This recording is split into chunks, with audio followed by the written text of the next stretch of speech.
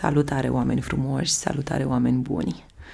Facem astăzi o etalare într-o singură variantă de răspuns. De această dată facem așa ceva de duminică. Pentru tine, pentru persoana iubită, o să mă concentrez mai mult pe persoana iubită, cum se raportează această persoană la tine. Căutăm lucruri despre cine este el sau ea, ce are în suflet, ce frământări are, ce simte în preajma ta sau atunci când se gândește la tine, ce stări îi provoci tu, de bine, de rău. Hai să vedem împreună. Totuși vreau să țineți cont de faptul că aceste etalări sunt colective, da? Sunt generale, adică vorbesc cu unui grup foarte mare de oameni. De aceea vă rog să luați de aici doar ceea ce considerați voi că se potrivește cu situația în care voi vă aflați în acest moment. Și haideți să vedem. Imaginează-ți, gândește-te, proiectează-ți această persoană în minte, indiferent că ești un bărbat sau o femeie, persoana la care tu te gândești. O să încerc să vorbesc la neutru, dacă nu pot, te adaptezi. Bun, ia să vedem în sufletul acestui om ce este, în mintea persoanei ce este. Și facem așa o roată. Facem o roată a destinului tău cu această ființă. Și ce avem aici? Wow! 9 de spade și regina de bâte, care se opune, care creează o barieră, care opune rezistență. O luptătoare avem aici. O persoană care trebuie să-și stăpânească un pic limbajul, poate, sau felul în care comunică, să nu fie agresiv, să nu creeze stres. Pentru că aici văd o regină de bâte frumoasă, atractivă, deosebită, care strălucește, mai ales noaptea, seara, târziu. Poate că îți place roșu, în cazul în care ești o femeie, sau dacă ești un bărbat, poate te-ai îndrăgostit de această femeie, da, profundă. Aici avem un 10 de monede, cineva care are o situație financiară bună sau are familie foarte bună, bine închegată. Dar ce-i cu 9 ăsta de spade? De ce ești tu stresată? E stresul tău? E stresul altcuiva? Hai să vedem. Persoana de care tu întrebi, persoana care este acum în mintea ta, ce e în sufletul acestui om. 8 de bâte și împărăteasa. Vrea să comunice, vrea să vorbească, trimite mesaje, poate, sau merge către această împărăteasă, merge către această energie feminină de obicei, abundentă, da? E o persoană foarte frumoasă aici. Împărăteasa. Cine e această împărăteasă? Cine e această femeie? Ești tu? Este altcineva?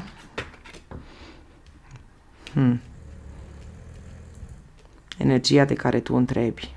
8 de bâte. 8 de bâte înseamnă mișcare, acțiune, mesaje, poate discuții, poate chiar călătorie, da, către această persoană. Și acum eu mă întreb, pentru că aici eu văd 2 energii feminine, văd împărăteasa și văd și regina asta de bâte. Care dintre ele ești tu, împărăteasa sau regina de bâte? Pentru că sunt 2 energii total diferite. Ce este în mintea acestui om? 6 de cupe. Consideră că tu ești un suflet pereche, pentru că toată roata am făcut-o raportată la voi 2.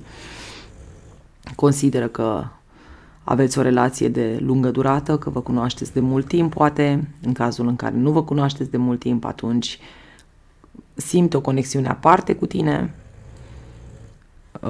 multă joacă, vezi tu în cartea asta, e așa o energie frumoasă a copilăriei, poate e mai tânăr decât tine. Aici avem un băiețel mai tânăr decât fata, da? Înconjurați cu iubire, cupele astea pline cu flori, pline cu iubire, cu promisiuni, poate cu vorbe bune, vorbe frumoase între voi doi. V-ați spus cuvinte frumoase unul celuilalt, poate că asta a fost în trecut, vezi aici îmi vin în minte mai multe situații.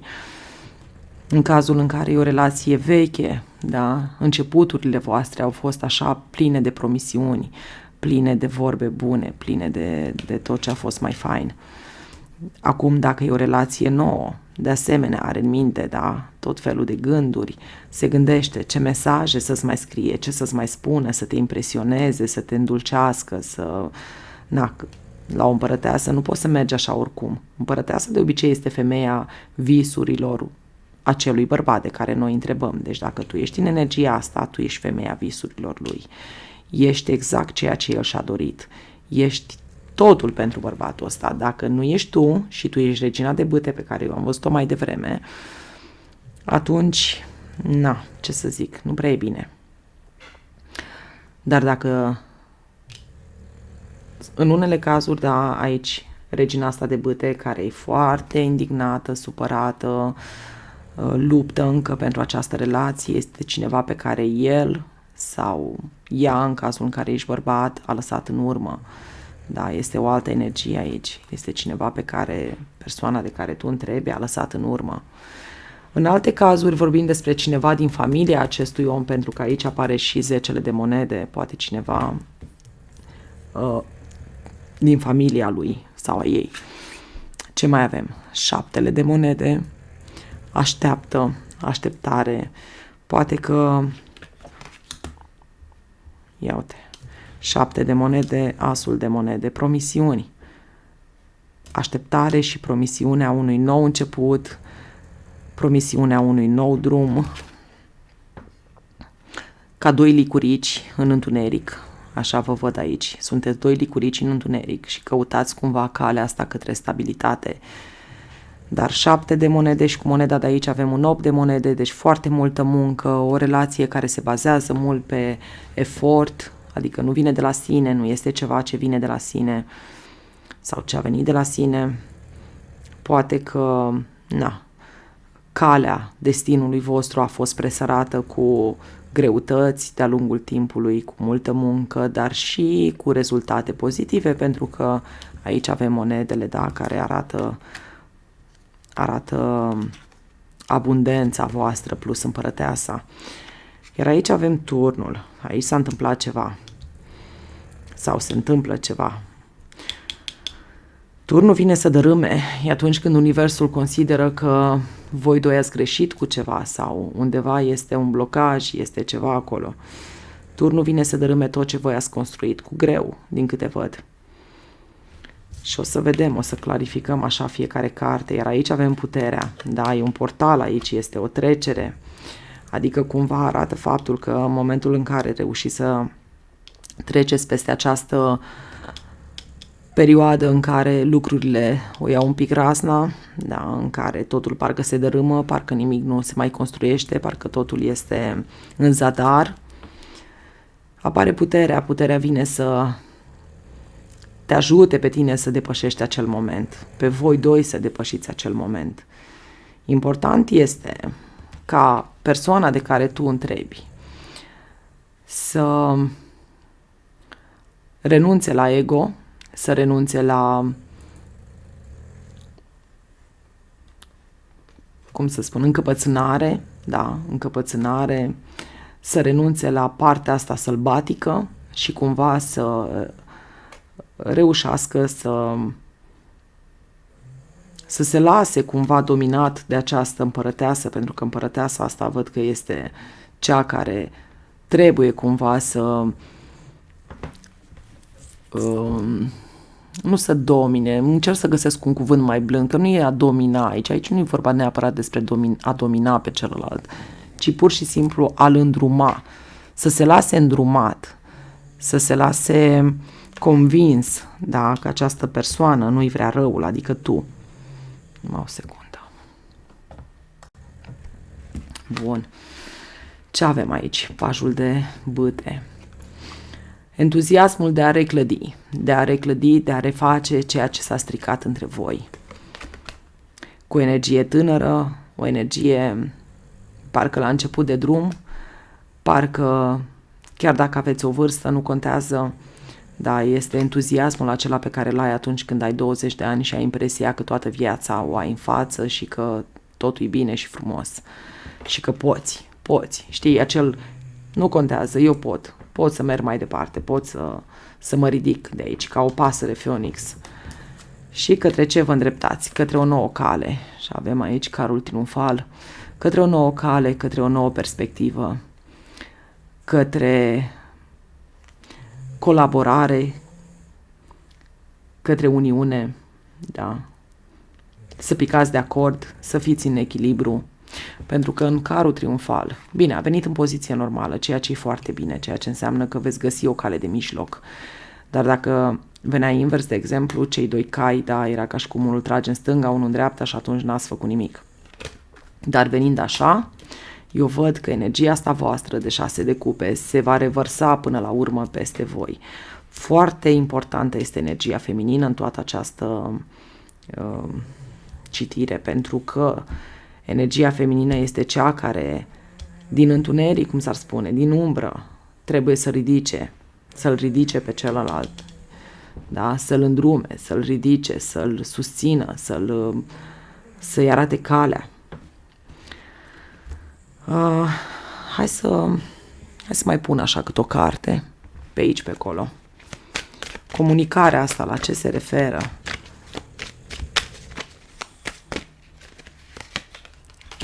Nebunul, un nou început.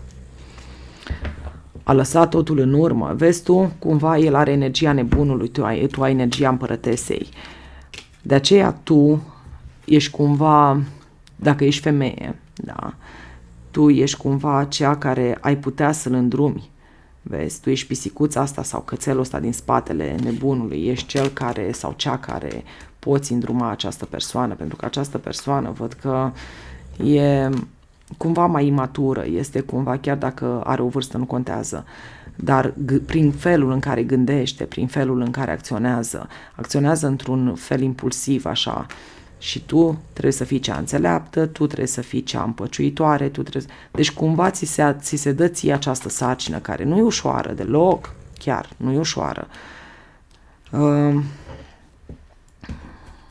Mai ales când ai de-a face cu energie masculină care, da, pare așa mai... Nu a ajuns la maturitate încă sau nu știe ce vrea încă, nu știe cum să conducă această trăsură, da?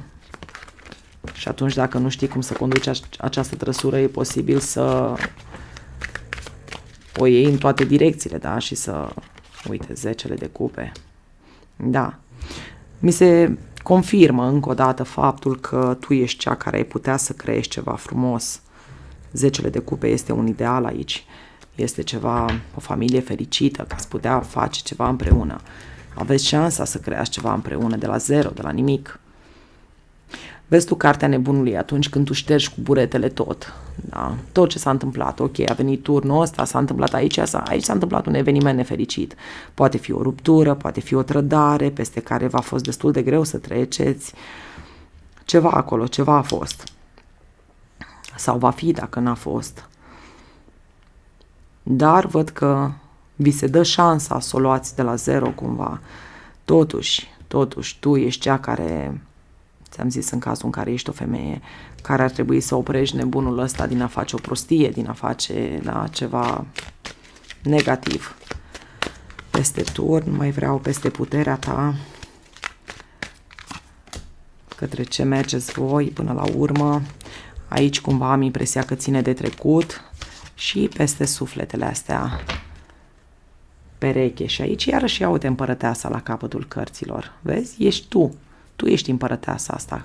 Cu greu. Deci e ca și cum tu simți, ca și cum te lupți cu morile de vânt în legătura asta. Pentru că în 7 ăsta de bâte, și dacă nu mă înșel, ai 7 de bâte și aici în spate, în cazul în care ești și în energia asta feminină de regină de bâte, iar văd un 7 de bâte, parcă te lupți cu familia acestui om, parcă te lupți cu morile de vânt, nu știu cu cine te lupți aici, cine împotriva voastră, sau ce se întâmplă, dar ia uite, 6 de cupe, vezi, cărțile cumva mi se arată 8 de bâte, se repetă și atunci când se repetă cărțile, eu le iau, chiar că le iau de bune. Bun, hai să văd aici. Uite, pajul de monede. La început, este ceva la început. La început, când v-ați cunoscut prima dată, când, nu știu, relația voastră a pus prima fundație, v-a fost foarte, foarte greu. Unul dintre voi era la pământ, așa, vezi tu pajul ăsta de monede. Arată momentul în care voi doi v-ați cunoscut și aici este o persoană desculță, este o persoană care fură o bucată de pâine, adică cumva greutățile, nu știu, unuia dintre voi a marcat cumva povestea voastră, turnul și puterea peste turnul ăsta. Mintea asta încălcită a cuiva, e ca și cum, da, turnul ăsta a fost provocat de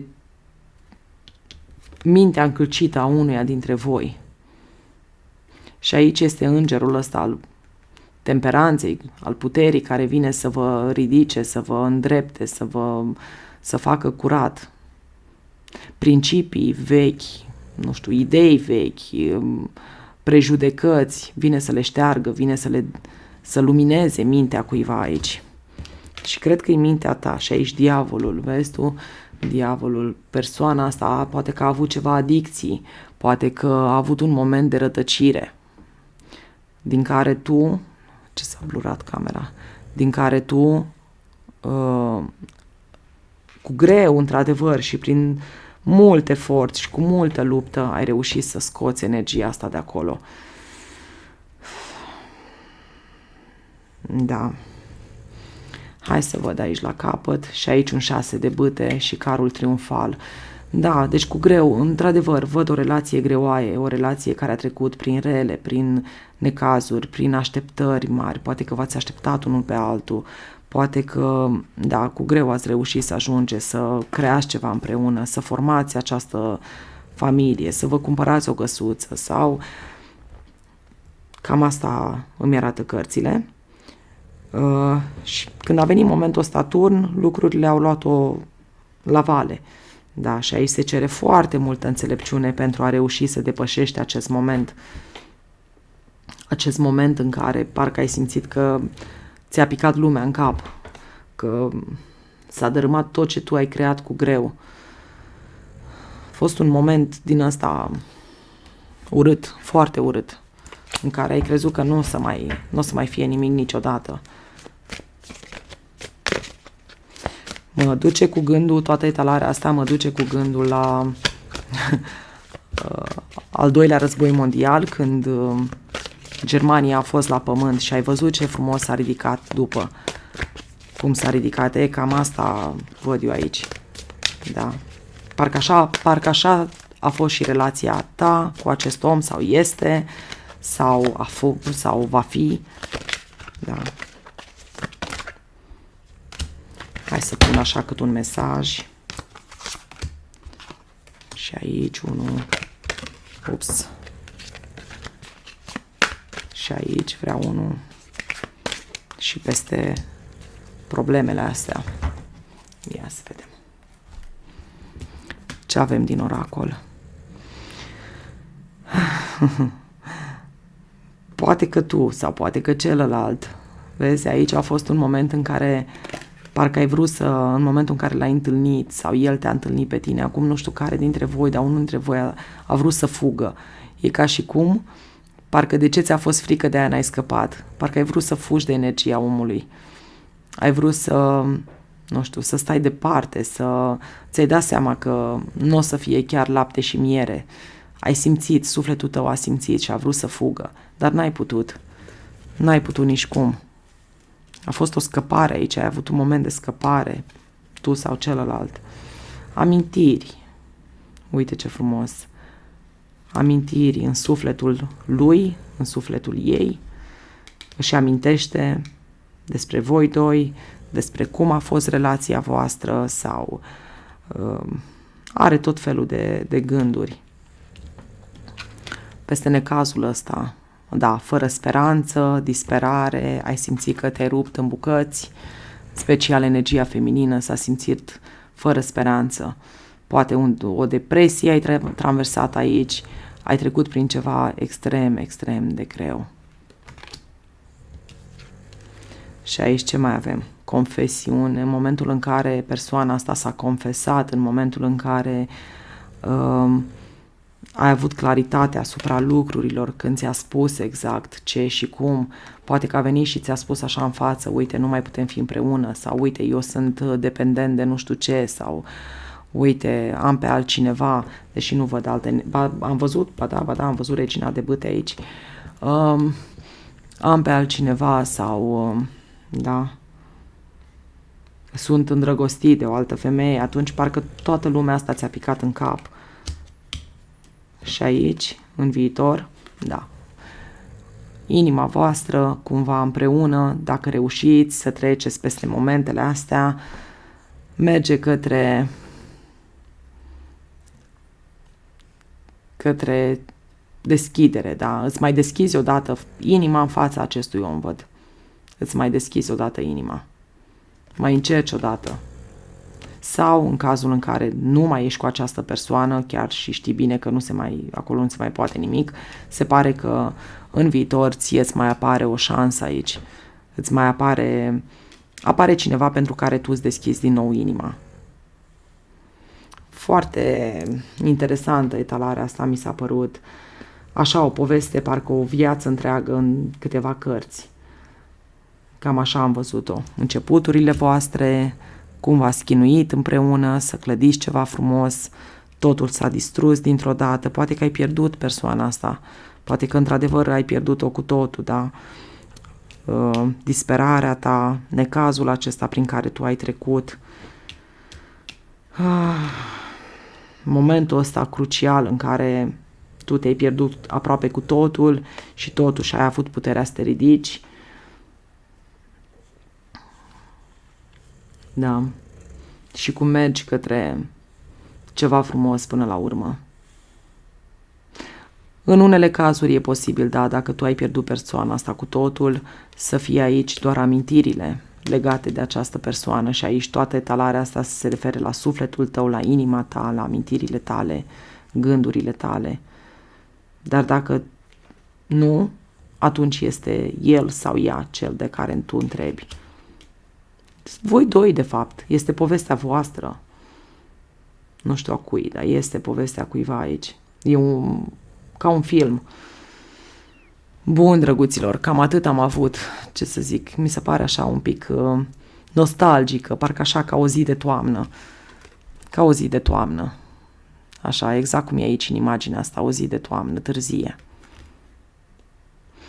Da. V-am pupat, numai bine. Ceau.